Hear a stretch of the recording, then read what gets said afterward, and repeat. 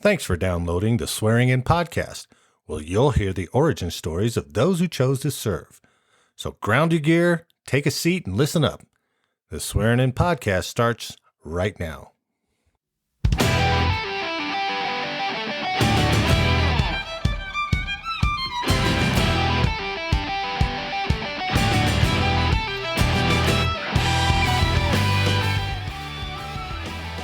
Hey, welcome to the Swearing In Podcast. I am your host, Marty Smith. Retired Air Force Senior Master Sergeant Derick Lucas joins the podcast. Derick grew up in Lawrence, Massachusetts, and joined the Air Force in 1989.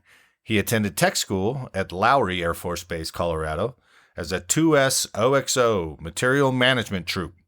His first assignment was to Clark Air Force Base, Philippines. There, he went through a coup attempt, an 8.2 earthquake, and the eruption of Mount Pinatubo. Later, he cross-trained from supply to 1 Charlie 6 space operator and retired in 2015. Now, this concludes your pre-brief on Senior Master Sergeant Lucas. Now, on with the interview. So sitting with me today is retired Senior Master Sergeant Derick Lucas of the United States Air Force. Derick, thanks for taking the time, man. I appreciate it. Thanks for having me, Marty. Appreciate it. So what led you into the military? What were you doing prior to when you got in? You got in 88, right? Or you were looking at 88, right? Yeah, I delayed enlisted in 88, late 88. Oh, so they got you. Were you graduated from high school? No, I was a junior. Oh, they got you early. I came in 3 July 89. But what happened was, you know, at the end of your junior year, you're thinking about school and everything. Everybody else is, so you got to do something, right? Right. And I always did really good in school. I grew up in a tough part of Lawrence. It's a suburb of Boston. Yeah, tell me about that. Where'd you grow up at? So I grew up. It's like 15 minutes north of Boston. Most of my family grew up in Boston. I'm the baby of 5, so by the time I came around, yeah, they had moved to. Oh, let's go move to a more dangerous part of town, So moved to Lawrence, and so I grew up in Lawrence. I hung around with some bad people, but I always did really good in school. Yeah. So probably my junior year, I got like an academic scholarship to Syracuse, or going into senior year, they were talking about giving me an academic scholarship. Yeah, can you believe that now? I know, right? But yeah, I was. Wait, is Syracuse private? No, it's not private. Oh, it is public school? Yeah. I don't know. I thought maybe it was. Yeah. You were obviously doing sports. No, I played 3 sports in high school, but I wasn't getting a scholarship for sports. You got everybody and their dog is playing 3 sports. I wasn't getting a scholarship for sports, even though I was pretty good baseball, basketball, and football. You had some top-of-the-line guys, I bet. Oh, yeah. There was some good players. So you went in delayed enlistment, but there's some before that, right? Because you said your dad was in? Oh, yeah. My dad was in the Navy, like end of World War II time frame. So, wow. Yeah. My dad died when I was 14, so that also led into my ultimate decision when we get there, of joining the Air Force. But, he was in the Navy, and my second oldest brother, he was in the Army. And I remember when I was like 7 years old, I went down to Georgia to visit him. My brother was in the Army in those days when they used to smoke pot I seriously remember as a 7-year-old going down to Georgia or Florida, visiting my brother. I looked up to him. He's in uniform. He's in the Army. Yeah. He's doing well for himself. He's married with my nephew. And I just remember that him and his buddies smoking marijuana, in uniform after work or something. That's what we do. And I'm serious. Back then in the 70s, it was crazy. And so I just remember I visited him on 2 occasions. One was to Georgia. I don't know what base it was. It was close to Savannah, because we went into Savannah. I don't remember. I don't know if that's Benning or not, but that might be it. That sounds familiar. I don't remember the bases. I was young. Yeah. Then I went again as an 11-year-old to visit him, and this time it was in Florida. And some of these Army bases, they're out. Who knows where they're at? A lot of them are gone too. So yeah, they probably are. But that led to my decision as well. I just remember. Oh, did you? Okay. Yeah, I remember looking up to him. Yeah. Obviously, I didn't want to join the Army. I was pretty smart in high school. I told you. Well, you were, and we'll get to that in a second. Yeah. I want to come back to that. Okay. Yes, but I definitely looked up to him. He was in uniform. My other brother never served, but my dad did in the Navy, and that's awesome. My brother in the Army. Yeah. That is And awesome. he actually wanted to stay in. His wife at the time made him get out after like 11 years. He was doing really well. After 11 years? Yeah, and he actually went to, matter of fact, one time I went to visit him, he went out to California for survival school and stuff. Like, he was like doing awesome in the Army too. Yeah. And he hated getting out, but she made him get out. Yeah. And he hated it. Because I remember when I was close to retiring, or after when I hit 20 in 2009, Yeah. he was so proud of me. Like, he wanted, because he wanted to do that himself. you know? Yeah. So I remember him how proud he was and wished that he had been able to do that. Yeah, that's really cool. That's really cool to understand. I mean, especially within the family dynamics. Yeah. You know? So that's, so they got you in your junior year. Yeah, got me. Well, they didn't this is how they got me. I don't want to say they got you, Yeah. right? I shouldn't say that because Right. some of them were. They were Well, convinced and, they had to go in. They kind of did get me because I joined with a buddy system with my best friend growing up, this kid, Frankie Palazzati. But here's why they got me. As good as I was doing in school, Yeah. they never told me about the Air Force Academy. I didn't even know about the Air Force Or Academy. ROTC? Yeah, or any of they this. never told me anything. They knew Oh, man. they had this guy, enlisted guy, and a buddy who wanted, film their, Sure, you could have easily got an Yeah. ROTC scholarship. I mean, maybe I wouldn't have been able to handle the Air Force Academy. Who knows? I was a punk kid, but actually, I got to correct that. I got to take this back. It was 88, but I was a senior. I was. Oh, you 'Cause were? I was a late. Now that I'm thinking it, you graduate in 89 in May. So yeah. I was. So I was your a senior year, so like Because the fall of 88? Because I wouldn't have known. I wouldn't have got a scholarship in my junior year. So No, that's now true. that I think about it, it was my senior year because it was late winter time where. So you were in your senior year. Yeah, because I graduated Right. in May. So yeah, I was a senior, not junior. So I delayed enlisted in 88, but I was a senior. Okay. And I'll tell you what, I mean, obviously I was the best choice I ever made, but I told you my dad died when I was 14. Yeah. And it was just me and my mom because my sister was out of the house. Both sisters. My second sister, she's 65 now, so she was way out of the house. Yeah, and my yeah. brothers were the oldest, so Right. they were like 17 years older than me. So everyone was out of the house. Sure. So just me and my mom, and I know I made it tough on her those few years, especially going into high school because he died the summer I graduated 8th grade. So that's a tough time. yeah, so going into high school, I was a punk kid.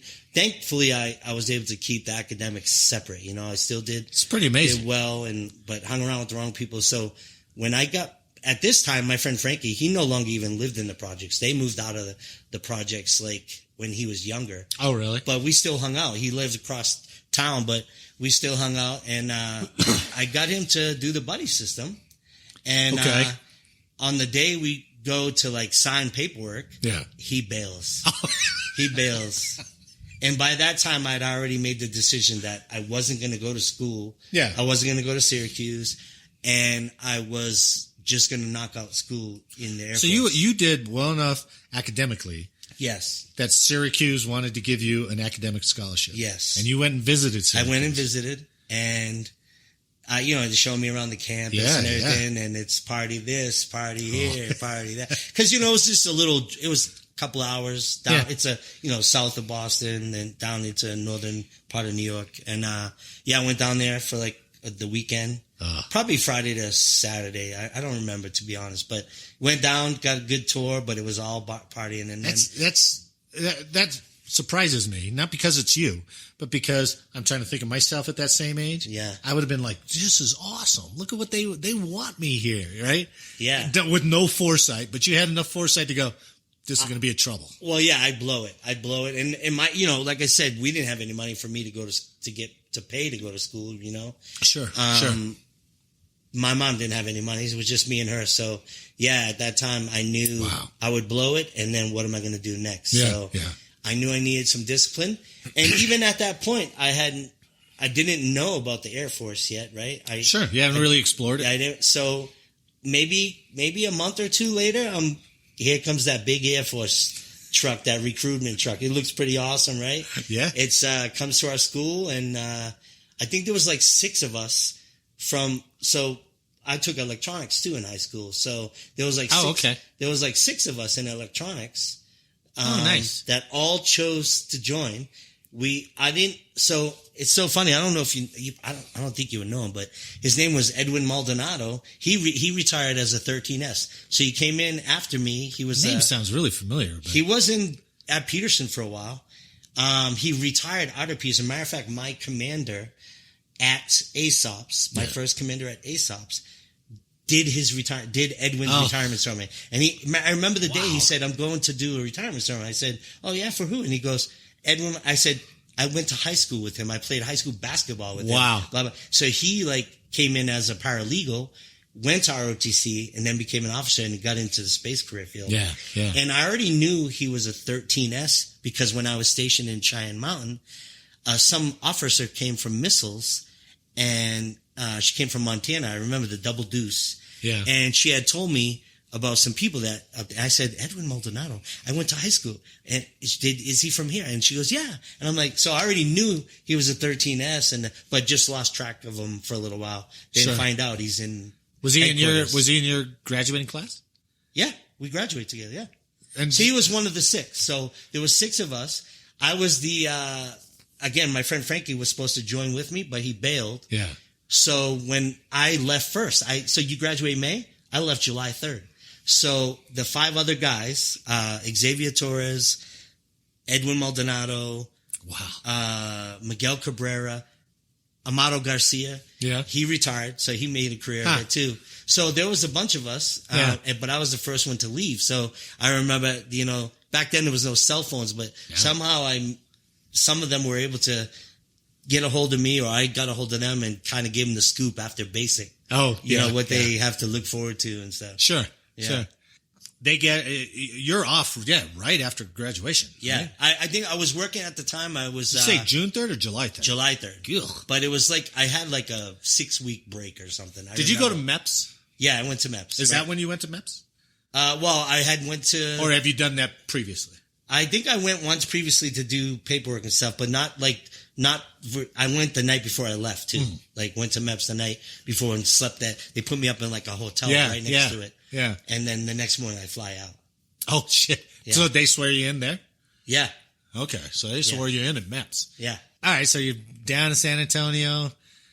Basic. What'd you think? Did anybody prep you what to think? No. I'll tell you what. I didn't have anybody to talk to. I had nobody to talk to me about Air Force basic training, right?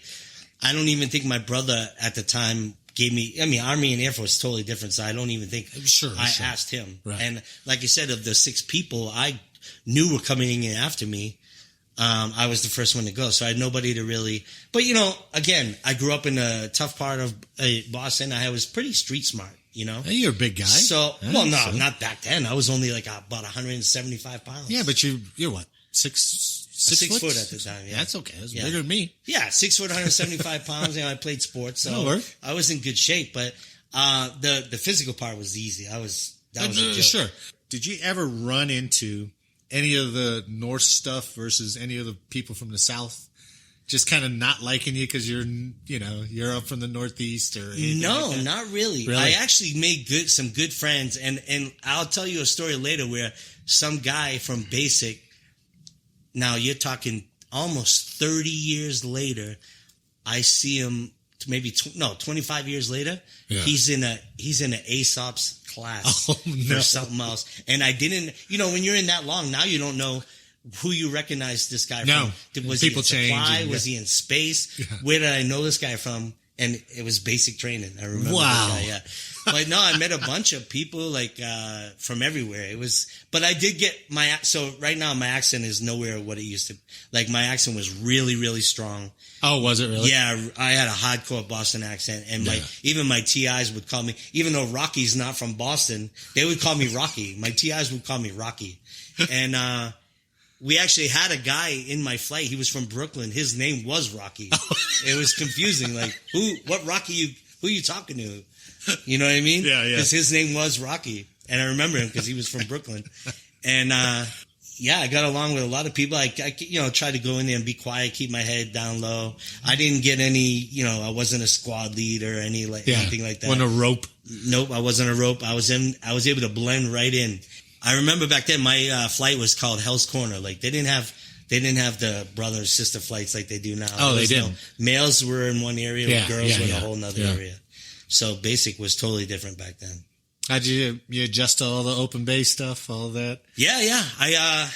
I picked it up pretty good. You know what? I'll tell you what, Mario, it changed me right away. I became so, and I know basic wasn't that long, and tech school, the tech school I ultimately ended up going to, and we'll get to that story. Yeah. But the tech schools themselves, and tech school and basic wasn't that long, but it was long enough to completely change me as a person. Why? How so? Do you think it was structure? Not saying that your mom didn't give you structure. No, she did, but there's only so much, right? Probably the manly figures. Back then, no matter these guys, probably who knows.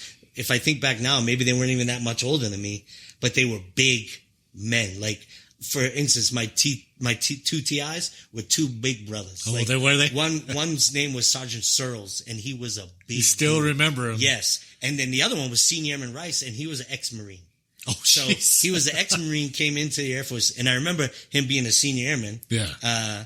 Because even back then, you thought senior airman was a big deal, right? Yeah. And sure. And Staff Sergeant Searles, who knows if they were that even much older than my daughter is now, 20.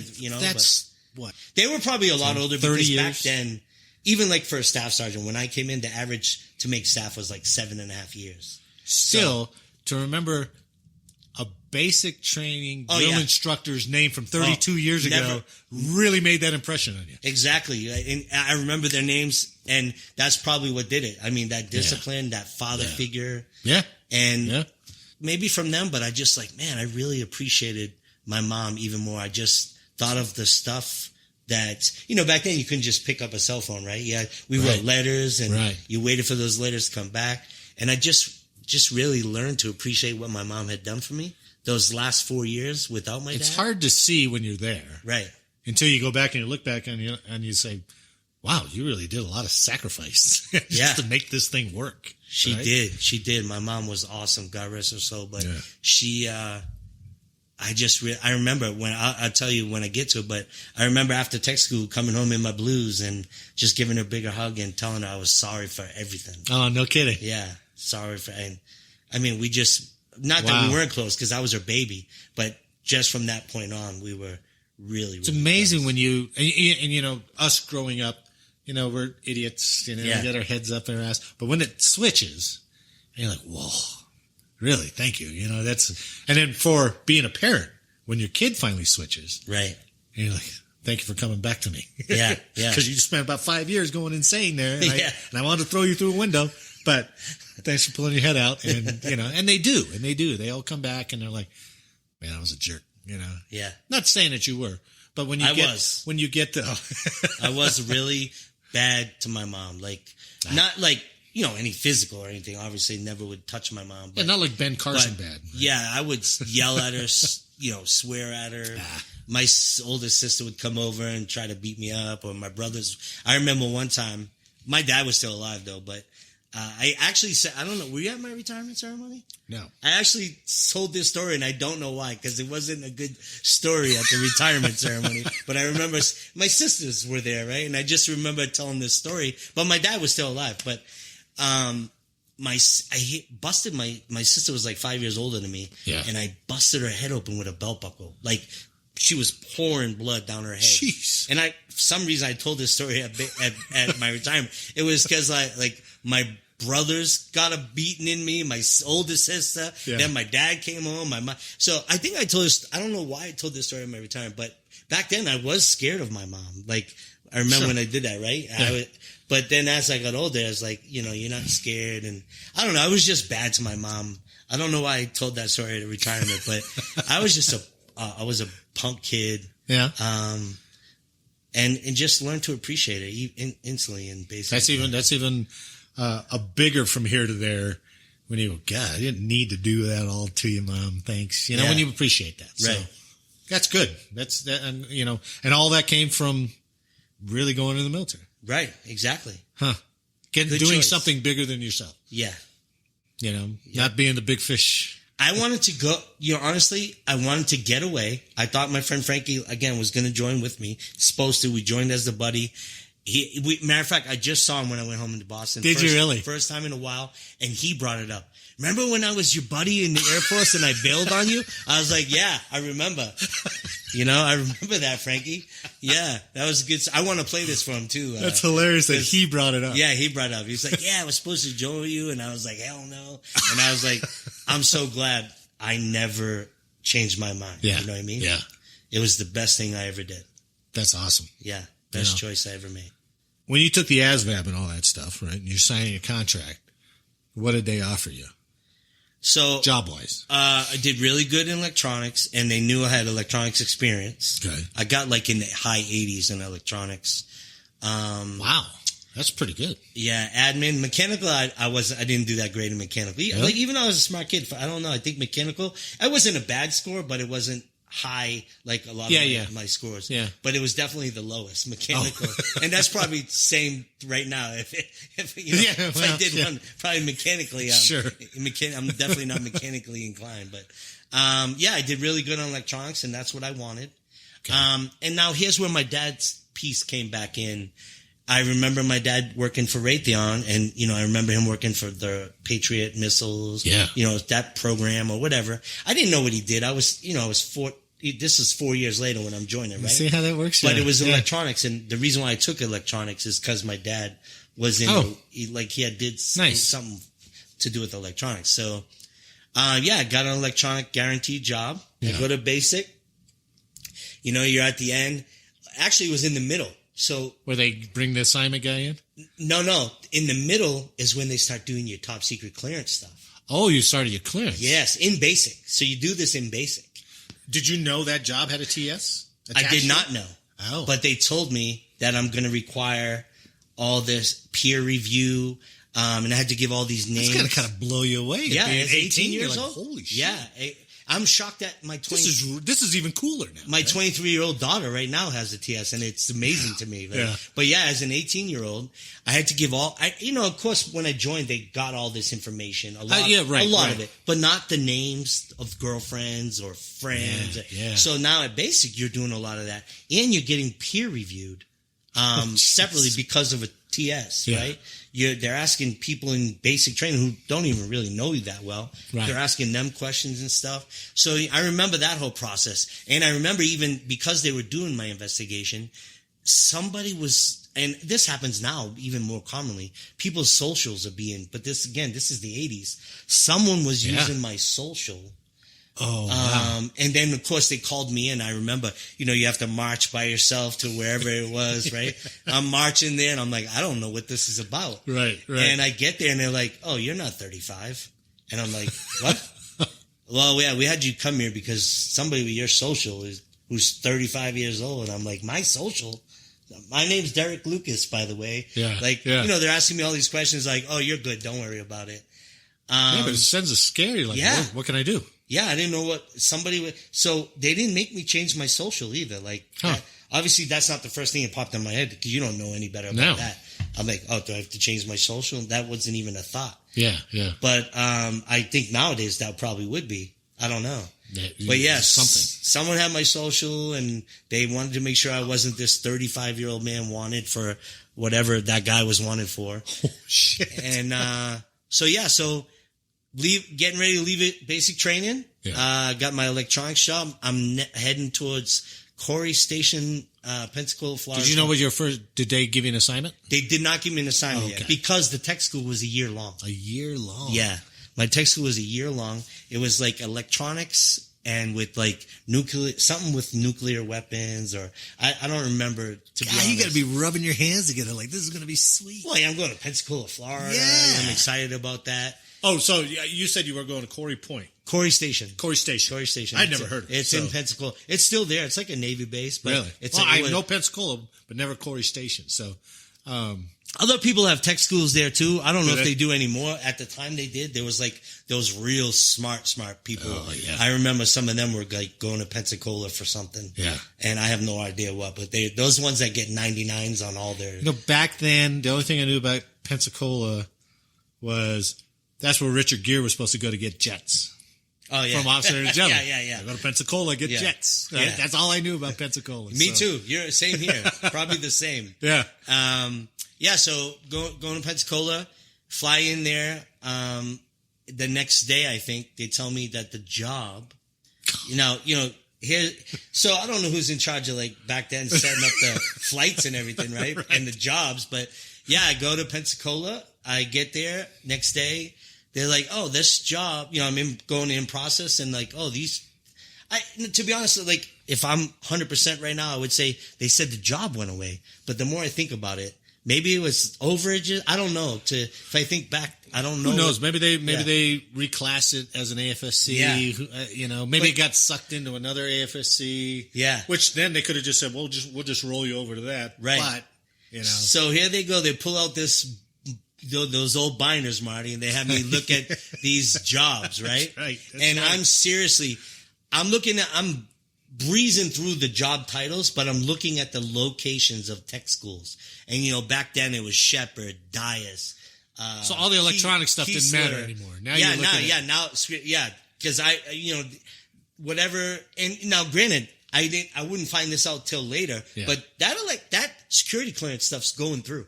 It's still going. Still going through, and I'll tell you what happens with that later. That stuff's still going through, and I don't even know about it. Right? Yeah. I totally forgot. Because it takes 6-8 months. Yeah, I don't know how. Back then. It takes a while, and I completely forgot about it. Okay. Excuse me. After I gave like names and stuff, I remember. I'm going off a different way here, but I remember going home after tech school, and seeing like people and friends like, oh yeah, these guys came to my house and asked me these questions. I'm like, what? They really do that? Like, they did, apparently. Anyway, so I'm looking at these jobs, and most of the tech schools are, again, I was at basic training in July, hot as hell, black flags, and back then, we didn't have PT gear. We ran in our stuff, remember? Yeah. Boots and whatever. They might have gave us sneakers sometimes, but blouse boots. We didn't have no PT clothes and all that. No. So I did not want to go back to Texas. I really didn't. I saw a job. There was a few, I think. Lowry Air Force Base, Denver, Colorado. Yeah. I didn't know Denver. I knew of it. But I was like, I had never been out west at all. I went from Boston to Florida, and that's it. In Maine, New Hampshire. Yeah. But never, never past the Mississippi. Never. So I'm like, man, I want to go to Denver. And I literally chose Supply. Now, back then, Supply was, Rob Cherry teases me all the time. He calls it box kicking. But I was actually the opposite of the box. I tease him that he was a mailman. How hard is it? He was a mailman. I know. How hard is it to put an envelope in a mailbox, right? That's what I tease him. But there was XOs and X1s. And I was an XO. We used to say we work in the White House. Where the box kickers, they work out in the warehouses. What was the nomenclature? It was like logistics management. Do you remember the number? 2S071 and Nice. 70. Nice. 2S0. Now, I think it was something else. You remember they did that whole FSC? Yeah, when they and it became realigned 2, it. And so all that I only stuff, remember it as a 2S. Okay, but I think it was something else. But I know it was 2S051 or 71 or 50. I was an O. The box kickers were the 1. Anyway, I saw Denver, and I'm like, oh man, I wanna. Yeah, why not? I want to go to Denver. So get on a plane, fly to here, where we're at now. Yeah.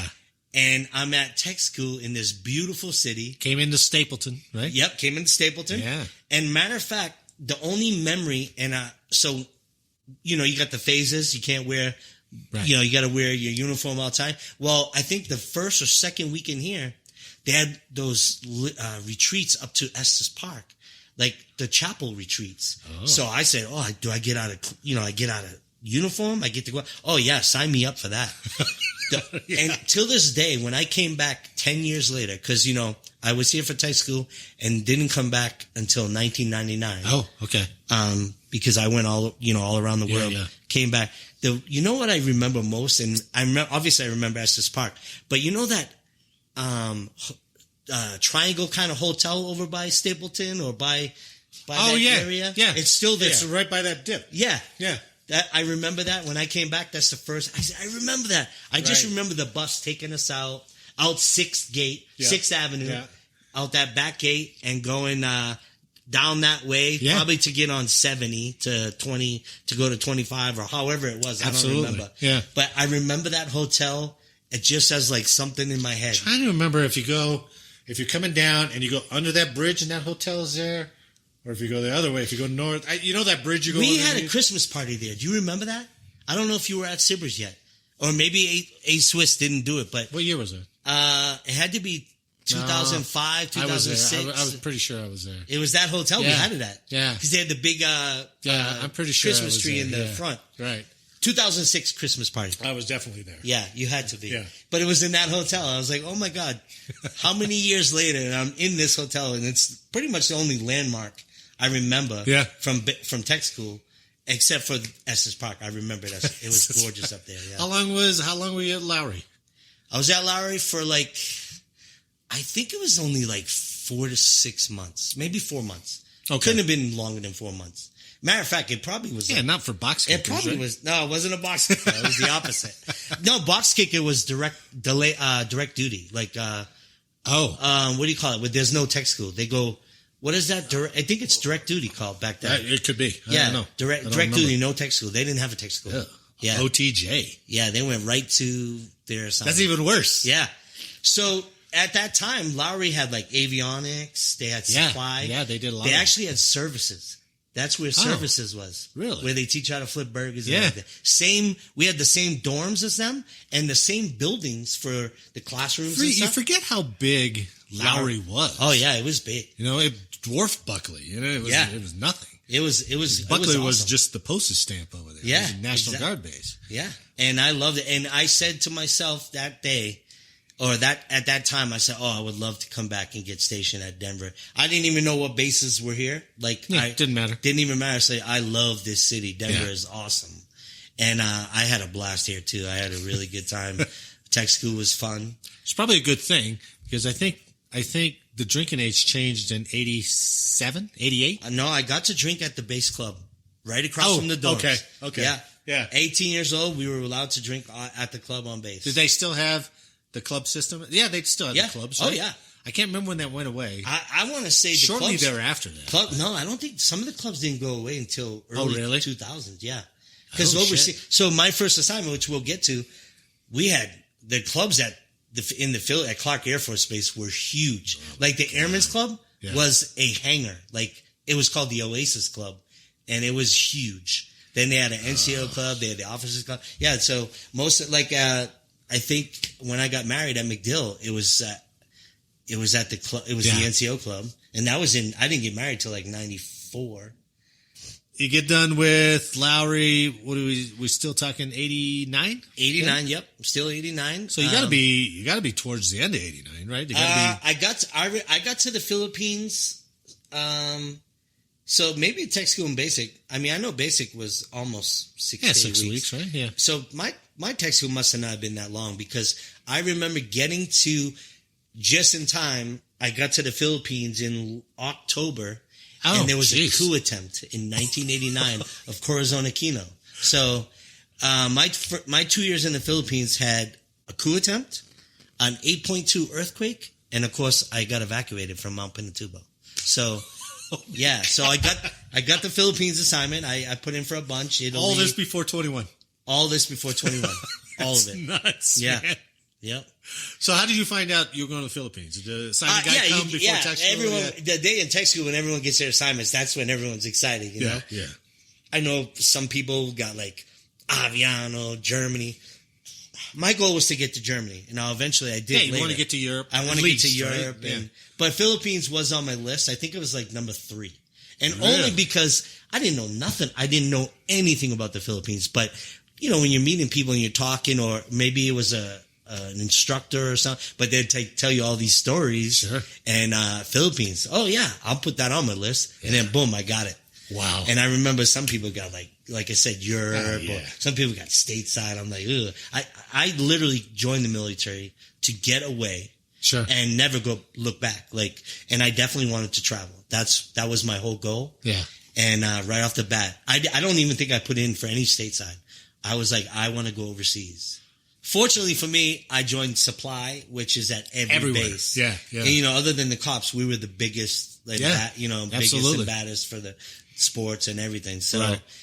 And Clark, I don't know if you know, it was the biggest base in the Air Force. Yeah. 30,000 people. It was enormous. Yeah. We had a zoo. Right? I tell people we had a zoo on our base. Did you really? Yeah, we had a zoo. That's how big it was. So, yeah, like I was saying, I get to the Philippines right off the bat. Did you tell your mom? What'd she say? Oh, yeah. So, obviously, back then you go to after tech school, you go home. You get a few days, right? Yeah. Yeah, that's when I get home. I'm in blues. I remember wearing blues on the flight. I was looking sharp. Oh, yeah. I was looking good. I was excited to see my family. Everybody was there, my brother. And like I said earlier, I just went up to my mom, gave her a big hug, told her I loved her. I never said this earlier when I was telling, but there was one reflection moment that made me really appreciate my mom. And so I don't know I can't honestly say if it was at basic or tech school, but I only remembered it was a winter time during those 4 years of high school.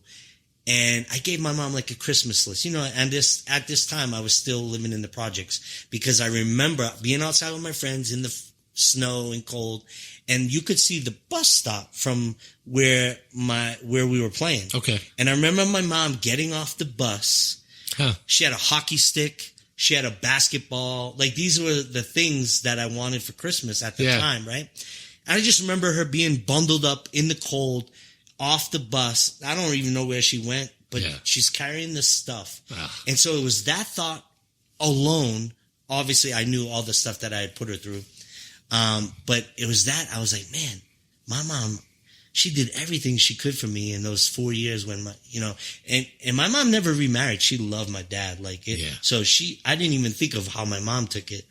Maybe that's how I dealt with it, missing my dad and being a punk and where I grew up, you become a product of, not completely though, because I was able to get out. Right. I was able to get out. But, I just remember that moment. Anyway, if she hadn't been that way, if your parents hadn't been that way together, and if she hadn't been that strong, you might have been tempted to go. Fuck school, fuck this. There's money down here on the corner. Right. Easy, Who knows, right? You could have been big enough. You could have been, you could have been all departed all over again, right? Right? Yeah. That's cool. I'm glad you shared that, man. It just popped in my. That was like the thought and I remember telling my kids that, like, that's the thought that came to my head at basic or tech school. That, man, my mom did so kind much of that clarification moment. Yeah, really. And it's like, oh. So now I'm home and I'm enjoying the 14 days or 15 days, whatever they give you, right? And I tell they're all my mom, back slapping you. They're all... I'm going way over there, Ma. Where the hell's the Philippines at, I'm going to the Philippines. That's where I'm going. So I would have had to look it up. I would have had to I don't know. I was researching it, we didn't have internet or anything back then. No. There was no internet. Yeah, in the Britannica, right? Yeah, trying to find out everything I could about the Philippines and only, basically had just all stories. And I'll tell you what, when I landed, I didn't land. So a lot of, there's remember the Freedom Birds? They used to call them the Freedom Birds, right? Yes. A Freedom Bird landed on Clark all the time. Really? But guess where I landed? In Manila. As an 18-year-old kid, street smart, but I just flew. Now, I had fun at home, right? Now I flew to Chicago for a night. Chicago? Yeah. So they flew me from Boston to Chicago. And the reason why I remember is because I'm in this really nice hotel outside O'Hara for the night, and I'm like, I never been off the East Coast yet, right? That's right. Yeah. Except for Denver for tech school, right? So now I'm in Chicago. I'm in this nice hotel before I fly off to the Philippines. And I just I think I got a drink, a beer or something. Oh, yeah. And, I'm thinking I'm Look growing at this up, guy. man. Yeah. I'm growing up. And I just remember that. And then 17-hour flight. Now, again, back then, I didn't have a clue that planes could be even up that long, right? Yeah, I guess not, right. I flew 17 hours to Tokyo. Oh, my God. Wow. Yeah, long. And thankfully that flight was empty. Oh, and I was good. again, this is 30-some years ago, right? I met a girl from Arkansas. She worked for AFES. She was in her young, she was probably 20, 21 years old. On the flight? On the flight. You romanced her on the flight? I talked to her. Well, you got a whole day, right? It was an empty plane. Yeah, I mean, I had my whole row. She had her own row. Like a lot of people back then. You could have a date, take a nap, wake up, have another date. Exactly. It's probably exactly what happened. Oh my goodness! But I'm talking to this girl who's going. She's young like me, right? I think she's a little older. Obviously, she's going to work for AFB's. Wow. Over, I don't think she was going to, because this was on the way to Tokyo. So she might have been going to Yokota. Yeah, could have been. Or wherever, you know. Right. But I just remember talking to her. She was from Arkansas. This is the first time I'm hearing, like, well, I probably heard some accents in. That's a funky But accent. yeah, I'm hearing the Arkansas accent. Yeah. On the plane. But, I mean, she was a beautiful girl. I'm talking to her. So she made that 17 hours go by like that. That's pretty amazing. But then I'm on the flight from Tokyo to the Philippines, and this thing is like, tight. Everybody is packed on there. I'm like, really? Why is everyone going to the Philippines? Like, any other military on there? Are you the only guy? I don't remember any other military. There could have been. I'm not in uniform. They didn't make you fly in uniform. No. Right. They told me not to fly in uniform. Yeah, because that's OPSEC stuff. Yeah, right? well, and I wasn't flying to the base, which I would have have liked to fly to. Yeah, if I knew, obviously when I got there and was stationed there for 2 years, I'd see that Freedom Bird come in all the time. If you think about it back then, 89, 90, that was prime time. Yeah. Assassination. Right. And stuff, right? Yeah. So no uniform. I get off now. Again, I'm downtown. I get off, and I'm telling you, it's Manila. Which is a beautiful city, but it's nighttime. Ugh. It's hot as hell, and it smells like a zoo. Like I'm not saying that in a bad way, but the smell outside, like I'm literally going outside, and now you have all these kids trying to grab my bags from me and whatever, and I'm like, I'm not letting anyone touch my stuff, and I'm looking for. Are they trying to carry them so they help you tip them? Maybe. That's probably what they were doing, but I don't know, I'm holding on to my stuff. I see you holding the bag and just kicking people out like a goalie. And now I don't know what they're saying, As my 2 years there, I learned Tagalog, not fluently, but I understand it. Yeah. But I don't know anything. They all knew English too. Yeah, exactly. Right?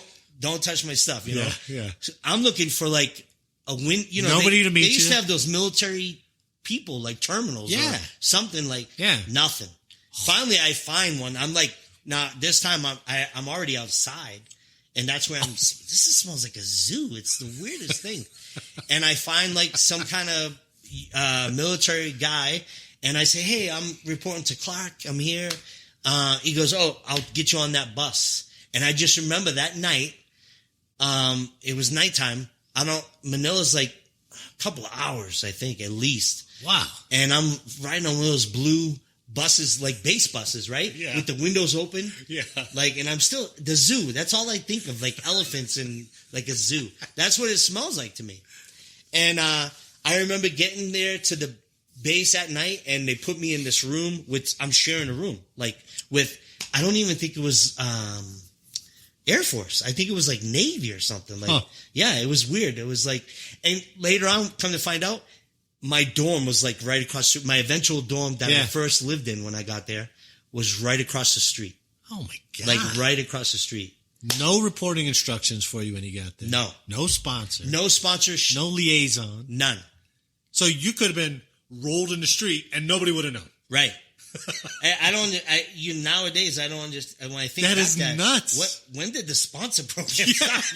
Right? Because because the next guy got rolled in the street. And like, hey, we should probably send somebody to meet this guy. Especially an 18-year-old landing in the first time in Manila. On a whole nother hemisphere of the world. And we'll get to that. But back then they were shooting Americans too. The New People's Army. I think I remember revolution stuff there. And I'll tell you, it's called the New People's Army, the NPA. So I get there, right? I'm all settled in. Yeah. I'm in supply. I'm loving it. It's when did somebody from your unit reach out to you, or did you have to go to the unit? I think I went to the unit the next morning. Do you remember the unit? Yeah. I don't know if it's 3rd or 4th, but I want to say it's 3rd Supply Squadron. Okay. What? I think I'm right on that. 3rd Supply Squadron. All right. And so they got at this time they got F4s at that base. Yeah. They got it's a huge base. Like there was a highway with so many gates. Like on the highway, it's called MacArthur Highway or something. I think it's called MacArthur Highway. That makes sense. Had 3 gates on one like road. 3 gates. Yeah. That was called because that was that city right outside the base is called Angeles City. So it's awesome. It's so now, I'm 18 years old. I'm in the Philippines with all these clubs and women and everything, right? About a month or so into it, the coup attempt, Corazon Aquino. So we actually had fighters going to do stuff to the airport or something. I forget. I don't know the specifics, but I know we were locked down. So now I'm in the military. I'm on my first, holy crap, we're locked down to the base? We can't even go off base? I'm 18 years old. I'm in a different country. I want to go party, Are you E1, E2 at this point? I'm E1 basic. Oh, still? I'm airman basic, yeah. Wow. That's another thing pissed me off. Slick sleeve or? That's another thing pissed me off. Yeah, slick sleeve. My recruiter didn't tell me anything about a 6-year enlistment, you come in as E3. They offered that back then. Is that what you signed up for? No, I signed up regular 4-year enlistment. I just was ready to go, and I was this guy didn't help you out at zero. all. Maybe it's because my friend bailed on me. Maybe I should blame Frankie. I was supposed to get 2. Yeah. Screw this guy. You came as one only. Yeah. So yeah, I'm. What were we saying? I forgot. The coup attempt. Oh yeah, right? The coup attempt. So there's a coup attempt. We're locked in base. It didn't last very long. So boom. We're back downtown. There was nothing at the base, right? It was just... Oh, there was plenty at the base. No. I mean... Oh, no, nothing. There was no coup activity. No, nothing was happening. Okay. Now, out surrounding they were overthrowing their own government. Yeah, right, right. President Aquino. But I didn't know what proximity No, they were locking down the base because... I don't know if that stirred up the New People's Army. That's what they call the MPA. I don't know if that stirred it up or, with that whole coup attempt, but we were just locked for our safety, I guess. Yeah, sure. Okay. And back then, overseas, they kept track of everything. You got this it's called the CEX card. So they kept track of cigarettes, alcohol, anything you bought. They kept track of that because, off base is the black market. So they didn't want you selling stuff. And I remember someone got this, hey, you just bought a case. Yeah, and now 2 days ago, and now you're back in. Yeah, so they keep track of that. Wow. But it also told who lived on base and off base. It had an on base CEX or an off base CEX, and that came into handy later on because I started living off base. So you could get a real nice place. How could you get off base with a house girl? They didn't have any of those. No, I still had my dorm room, but you could. You still had your dorm room. I didn't get BAH. Really? No. Well, why would you? You didn't need it. Dude, downtown, you could, off base. What were you paying for that place downtown? I want to say $100 a month, if that. It was probably less than that. I don't even remember. It was really nice. With a house girl? A house girl. Do you know even the dorms had house boys and house girls? Obviously, they kept... I didn't know that. Yeah. So, I remember my dorm, one of the supply dorms. Yeah. Supply was pretty big, but our supply dorm, the third floor was all women. And they had all the house girls up there. They'd come every day, clean their clothes, clean their everything, polish your right? boots? Oh, yeah. See, people don't even know about shining boots, right? No, I know. My first 2 years, I was spoiled. I had my boots shine every day. These guys would fold my underwear and freaking iron it. Iron and fold my underwear. Yeah, that's my first 2 years in the military. They tried to overthrow the Philippine government. Yeah. So... Within, a month of you being there? Less than a month? Yep. And so we deal with that. And are we still in 89? Yeah. This whole time we've been talking about 89. Yeah, we're still in 89. I haven't even been in the Air Force a year yet. We're still talking about that. God. Yeah. Haven't even hit a year yet. Right. The first year of 26. Wow. Yeah. So after that, it wasn't long after. And you know what's so weird? When I was that year is when we had that huge 7.5 earthquake in San Francisco. I want to say that was 88. That was a World Series. Yeah, earthquake, during the World Series, right? Yeah. Wasn't that 89? Or 89 somewhere. It was one of those years, right? Yeah. And the reason why I bring that up because it was 7.5, right? Well, in the Philippines in 1990, we had an 8.2 earthquake. Yikes! Yeah, and it hit, and that's why I remembered the World Series one. Man, that wasn't too far. It was previous, when I got to the Philippines. Was that the Giants? And it was there were two California A's, teams, A's and Giants. Yeah, that's right. Yeah. And so in 1990, throughout the Philippines, this is another thing I never knew. Like, I was at Clark, right? But you had Wallace Air Station.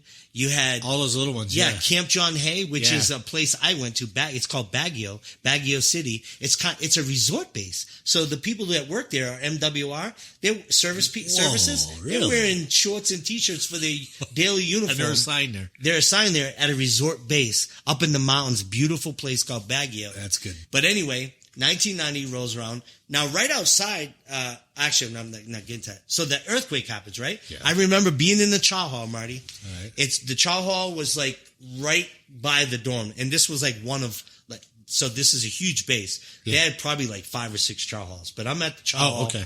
I'm at this big chow hall right by the dorms that I lived in.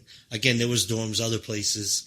And I remember looking outside and the cars were like, it was like a wave. The street was like waving. Oh, wow. And you could see the cars. And it lasted for like 52 seconds. I forget what if the first hit was. Yeah. But it was like 50 something seconds long of that happening. And like, we're all like, And you could feel it rumbling. oh yeah, right? you can feel it rumbling and everything. And I see the cars bouncing and like, I mean, I'm from Boston. I've never been in an earthquake in my life. Not many of us have anyway. Yeah, most of us, some of us haven't, right? So I'm like, oh my God, what the hell is going on? So for a few nights after that, you had all the aftershocks. So you're living in... Oh, you did? I lived in a dorm room and you could hear it coming. And so the dorms really? would shake and everything. Yeah. So every so often, those aftershocks... It would just kind of come through as a wave and move on? like you could feel it. Like, oh, wow. Like you feel stuff shaking. It's like, it was kind of scary. Yeah. But, nothing bad happened where I was, right? Well, come to find out, the epicenter happened in some huge, so up at Baguio, Camp John Hay, there was a hotel casino right outside Camp John Hay, like not far from it. Okay. People used to go there and gamble, whatever. Yeah. So apparently it hit Camp John Hay and like there was some big college that everything collapsed. I forget what part of town, like everything, lot of people died. A lot of people. Really? Like hundreds of thousands of people died from this earthquake in the Philippines. So they came. Do you think part of that was their construction standards of the buildings? It was totally that. Oh, it was? Okay. Yeah. Obviously it was 8.2. I mean, 8.2 is pretty big. Yeah, it was pretty That's serious. what I mean. But their construction, yeah, it was not really good. I remember, so before this happened, I had a chance to go up to Camp John Hay for a weekend. Oh, did you? Yeah, I had some fun with someone, went up there. Yeah. And I saw the hotel. I didn't go into the hotel casino. Yeah. I was staying on the base, Camp John Hay. And, cause they had so much to do. It was a really nice place. And so now I'm at work after the earthquake and they're asking for volunteers to go and get people out of the rubble and stuff, cause so the people at Camp John Hay, it's MWR base. So there's hardly anybody stationed there. Right. So they have supply squadron, cops, probably who knows how many people, but we got 30,000 people there. Yeah.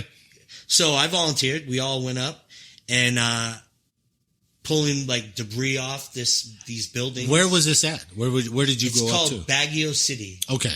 Yeah, Baguio City, and it's the base is Camp John Hay. But so we're just helping the local population. Local population. Who knows? I don't know if there's any. There could have been guys living there. Yeah, Americans or whoever. We're pulling debris off. We're pulling bodies out. Now these bodies probably be in there a few days, so obviously it stunk nasty. Yeah. So I got a humanitarian service medal for that. But very good. But that was kind of crazy. So now I'm still not even. It's maybe a year or a little bit more in being. You turned in the 19 Air Force, yet? Right? I think I was probably 19 when that happened. Okay.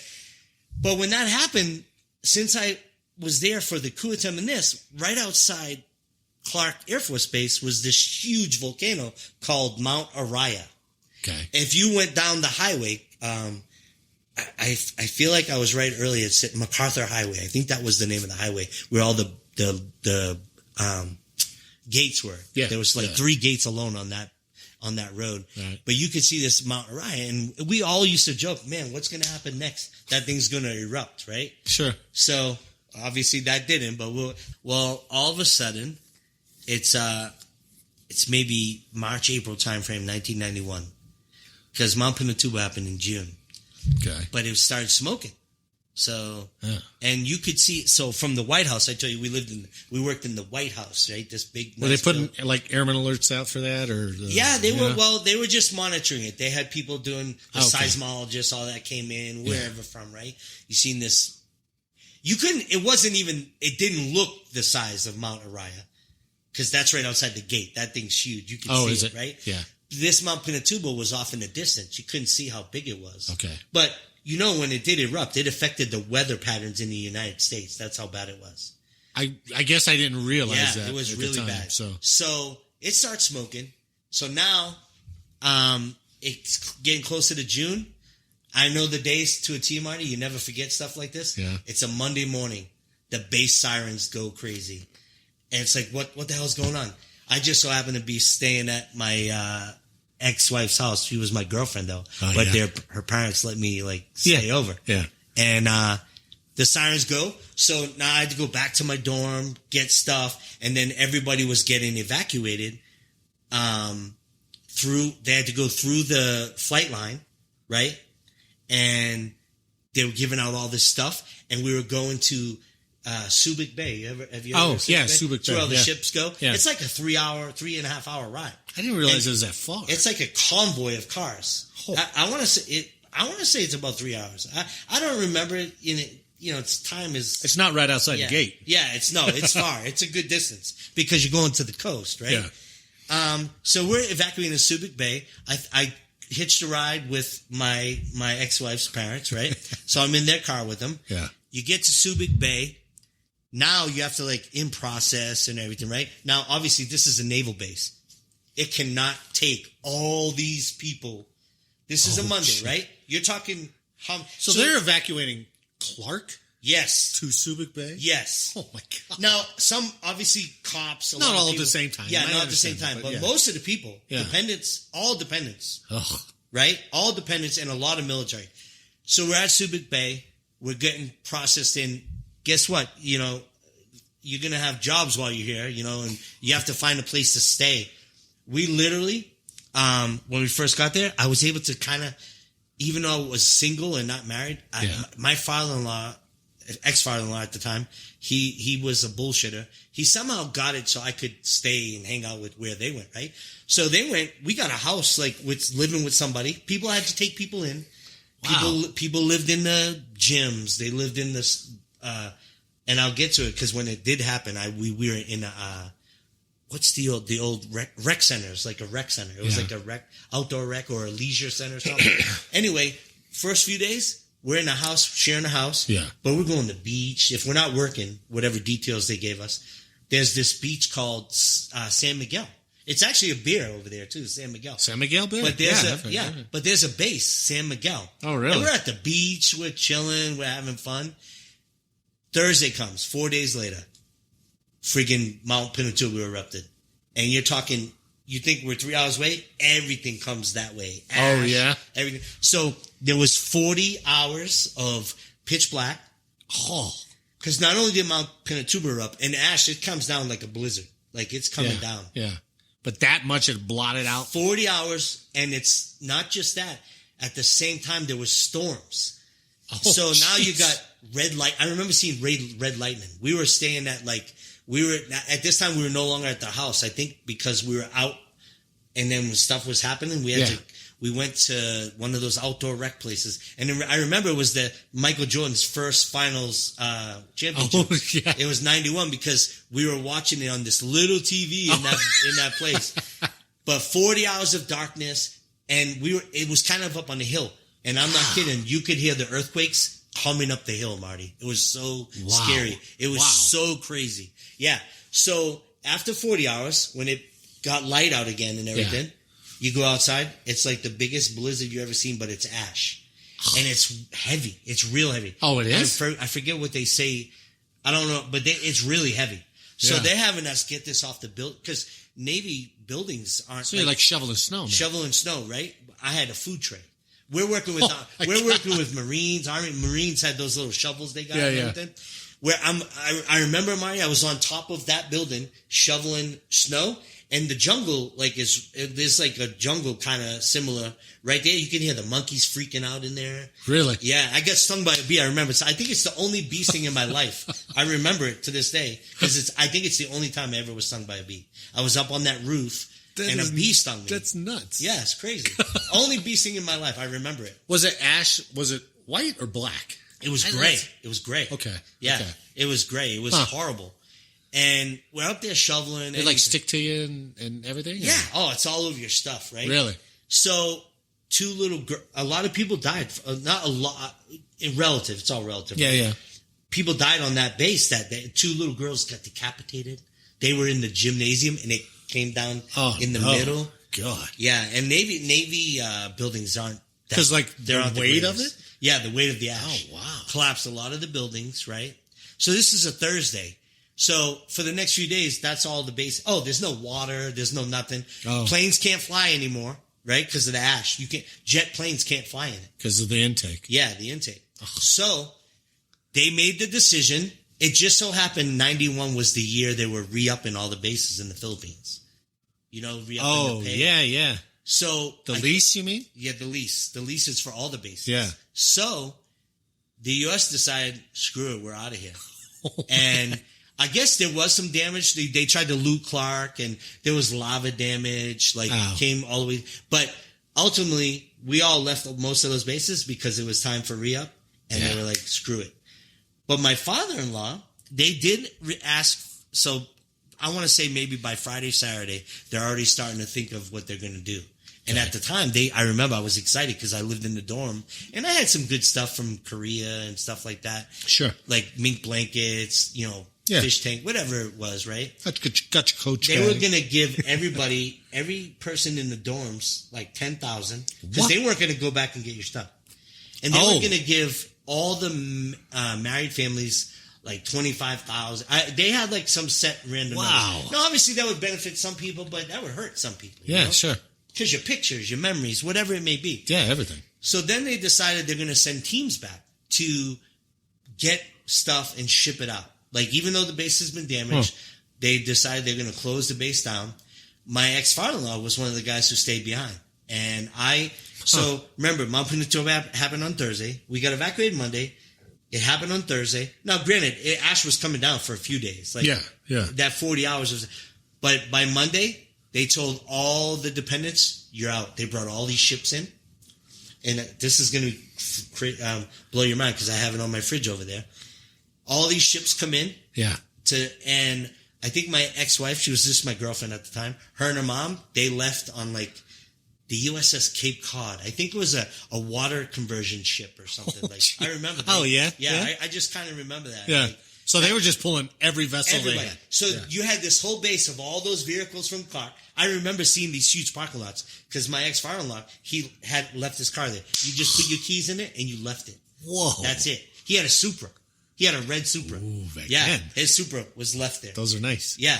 It was an older one, right? But so they got on the ships Monday. Boom. Bye to my girlfriend. See you later. Just everything left. Everybody, just the dependents. They left on a Monday from all the ships that came in. Obviously, they couldn't fly planes, right? So they went to certain places, and then however they made it. My ex-wife and her mom, they made it back, and they went to Florida. Not Florida, California, where his family's from. Okay. They went to LA. They went and they go stay there. And, back then they had pay lines. We didn't have credit cards. You could go through pay lines, get all this cash. Right. Well, by Thursday, this is where they were going to evacuate everybody else. So a week after it blows. Well, a week after it blows, they were evacuating everybody else unless you stayed behind. Well, my ex-father-in-law stayed behind. I left. I got on the USS Midway. The last time. You ever been to San Diego? Yeah. It's on I've toured that. Yeah. I was on it the last time it was used. That was and they even give you the tour they tell you about Mount Pinatubo getting us refugees. I wasn't listening to that part. Yeah. And so one of my ex-wife's friends, Sonia, she was Air Force. Me and her were having a blast on that thing. So you had the one whole hangar down there. It was all cots for the people. Oh, was it really? We were considered refugees. And on the other side was all tables for food in it. Those Navy guys. So we traveled from there down to Cebu. And they had helicopters. That's how we got it. They didn't have a port. They didn't have a dock. Okay. So we all slowly... You had to ferry through a helicopter over? Over to the land to get on the plane. So even though this was one of the most craziest times of my life, most scary times, it was actually one of my best times. I got to go on a ship, the USS Midway, never been on a ship. Sure. Got on a helicopter, never been on a helicopter. And back then, I'm an A1C going through all these pay lines where they keep giving me money. And we already had direct deposit back then. Direct deposit. So even though they weren't much paychecks there, as an airman or A1C, they're a lot of money, right? Yeah. They're all going into my account. You're just banking it. I'm banking it, and I'm still getting money at these pay lines where they're giving me. Oh my goodness! So when I evacuated, I got on that plane. On USS Midway, went down to Cebu. Yeah. Flew off, got on a plane, and they flew us to Guam. Guam or Hawaii? Which is for? I can't ever. Guam is closer to the Philippines. Yeah. Guam. So we went to Guam first. Yeah. We were there I was there for 4 days. Salty air, just chilling, waiting for another plane to go up because they have to process all these people, right? Yeah. And so then I go to McCord Air Force Base. McCord. Yeah. Still have never been there again till this day. Got to McCord. Right. Never been to Seattle ever since 1991. Yeah. Got into McCord. I only remember going into like a base gym. It was like a base gym. This is where they're handing out the money again. So now I got money in Guam, right? This is the only thing. I'm going through this tragedy. We're considered refugees. Yeah, yeah. I'm a single, 20-year-old kid. And every place you stop, they keep giving you money. Yeah. That is nuts. Yeah. Per diem or whatever it is, right? That's what they're giving me. They're giving me all this money. So then they're giving you plane tickets to go home to your home of record for like 45 days. They're calling it publicity. They're going home and telling you to report. They'll tell you where to report to. Yeah, yeah. So in my 45 day, I first go to LA and visit my girlfriend, right? I go to LA. Sure. It's on them, right? Yeah. I got a trip to LA and then I go home to Boston. So I'm in LA for a couple weeks. First time I ever been to LA. Yeah, there you go. These are all firsts, right? I'm in LA. I'm seeing the freaking Sylvester Stallone was my idol back then. Yeah. I got a picture next to his star. Oh yeah, yeah. And then my ex-father-in-law's dad used to cut Stallone's hair. I was supposed to get to meet him, but I didn't get to. But yeah, he cut his hair. Oh my God. Yeah, his name is Vincenzo Scodia. My ex's his dad's name.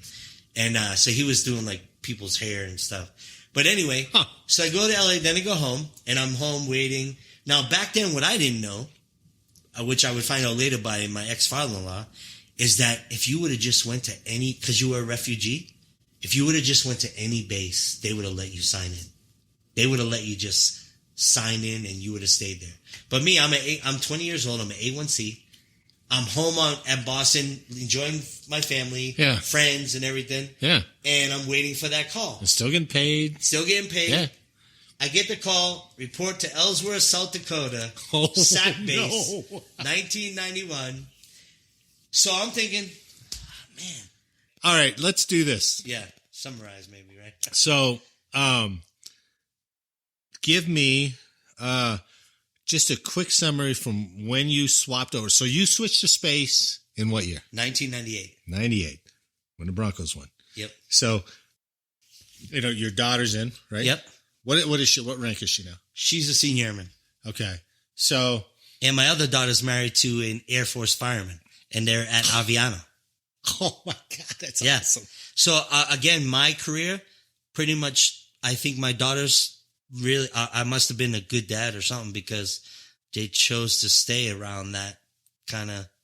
And she's engaged to an Air Force fireman. Well, he's not a. I appreciate the humility that you're showing, but you obviously have some, going all the way back to your mom and your dad, right, and your brothers. Yep. You grew up with a good set of mores, values, that kind of thing, and you've obviously passed that on to your kids. So I appreciate you selling yourself short, but you can see that you took care of them, even though they weren't always here. Right. And they've got that same kind of value set that you had, enough to join. Yeah. Definitely. To be around it. Definitely. Because if they really hated dad, You know, They wouldn't want nothing to do with they'd it. be on, they'd be on OnlyFans, making a ton of cash. And I'd be like, fuck dad, that Yeah. kind of shit, right? Oh, they both did work for Hooters, though. Let me mention that. How proud, That's all right. I joke with them how proud I am of my Hooters girls. Hey, Hooters is tame now from Yeah. what they could do Yeah. from their fucking basement. True, right? true. I want you to think about this for a second. Let's say you got a staff. This is a harder question. You got a staff. He's at 6. All right. He doesn't know whether to stay in or get out. So what do you tell that guy? To me, and it's always been this way, it's always dependent upon what I think of that person. Sure. Do I think he should... Let's say he's not a superstar. He's solid. He's solid. I'd probably try to convince him to stay in, but I'd ask him, tell me his plan. What's your plan? Do you have a plan? Because if you don't have a plan... I'm 23. I don't know what I want to do. Well, then you should stay in until you know what you want to do. Ooh, that's good. Yeah. That's smart. Stay in and figure it out because... Instead of getting out and have nothing. Nothing. You want to go live with mom? That's what I'd tell him. So what's your plan? You're going to live with mom. You're going to go to school, right? Get the money. But guess what? And this used to happen before this post 9/11. So that wasn't even an option before, right? Yeah. That getting all this free money to go to school. Like before. That's right. Yeah. Before post 9/11, people would get out and they'd go live with mommy. Yeah. And get the GI, but the GI Bill didn't pay you any money. It only paid for your school. That's it. Yeah. So now they have more options, right? They got that free money they think true. they can live off of. I tell them, that person, I'd say stay. If he was worth, some people I would say, yeah, you probably should get out because I don't think you belong. I'd be honest with them. Yeah. I don't wish, I guess, because I never had that feeling. Like I said, to me, the years flew by. I kept going. Yeah. I never had thoughts of getting out. And before I know it, I'm close to 20. Who knows? Maybe it's because of the perspective where you came from. Yeah. I had nothing. So I was like, man, I'm doing all this and I'm getting, making a life for myself. Yeah. I'm you were set up to be a bagman. You pulled yourself out of that, right? I'm not changing. I'm good. This is good. I'm seeing the world. I mean, I saw the world. That's literally all I wanted to do. Right. Get away from trouble and see the world. And I did. Yeah. I mean, after he told you to get your shine box and you were like, hey, I'm going to join up. What am I, funny? Funny how? Ha funny? I feel like I've been all over the world with you, Derick. That was fantastic, man. I really appreciate you talking to me. Yeah, thanks for having me, Marty. That was former Chief Master Sergeant Derick Lucas. It's been an honor to talk to you. I appreciate your time today. I'm leaving that in. Yeah? Oh, that's going to piss Rob off. Rob, I did that just for you, buddy. I know how you hate when people said I was retired chief when I was a retired senior. That was for you. Thanks, Derick. Thanks for your time, man. Thanks, man. I appreciate it. On behalf of retired Senior Master Sergeant Derick Lucas, I'd like to thank you for listening today. I hope you enjoyed the show, and if you did, please leave a like or a comment and share the podcast with someone else. And, as always, make sure to download the next episode for more service origin stories. So until next time, on your feet!